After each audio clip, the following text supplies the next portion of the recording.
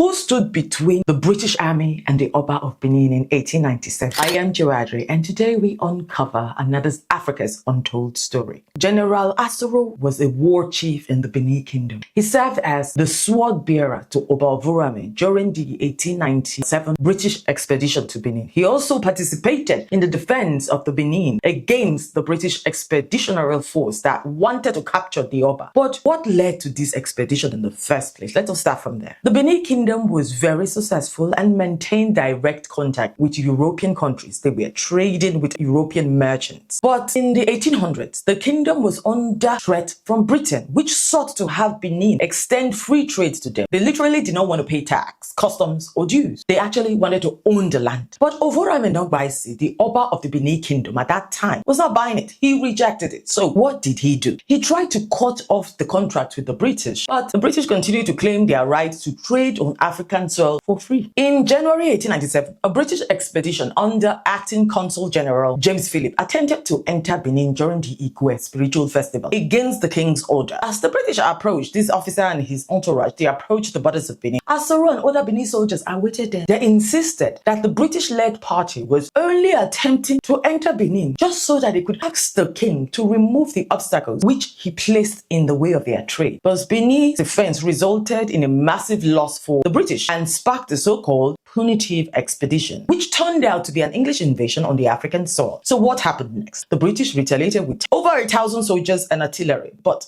General Asoro, that is the story of today, known for his mystical crafts, began to develop defense systems. Now let's talk about this mystical part that makes us actually wonder about General Asoro. According to one account, Asoro's strength was mythical, so bullets could not penetrate his body. That's what they said. The Benin Kingdom was known already for its powerful herbal medicine. Even children knew the uses and powers of every single plant, wood, roots, and leaves. Now, special herbal experts trained soldiers on how to use this knowledge in defense tactics and in battle. So you remember Queen Idia and her son, King Esige, yes? They too mastered the art of herbs. So General Asoro's own was no different. So before most of his battles, General Asoro would prepare special arrows and cut them in some kind of poisonous concoction that even before they struck their target, the poison in the air would already have weakened them. This was part of his strategy as he mobilized more soldiers to build barricades and defense posts along roads, including the famous Sakwamba Road, which is actually called Sopomba, meaning no one other than the Oba would pass this road. But with every secret strength, there is a weakness. General Asoro had a secret weak point. Now, what was that? It was said that he never ought to look over his shoulders or look back when fighting on the battlefield. One source claims that as long as he complies with his mystical directives, guns or other weapons of war had no impact on his huge frame. So as the British approached General Asoro's defense post with their war artillery, matters got out of hand as many Benin soldiers were killed, leaving General Asoro to continue defending the road single-handedly. He insisted that only the Oba could use that road to bomb. But the British warriors, they were not having that road. They were like, no, we are going to pass this road. So legend says he held the defense post for many days. But remember his weakness. He was never to look back. Now, General Asoro felt that the quiver of arrows that hung from his shoulders had been snatched away from behind him. So he's like, something is,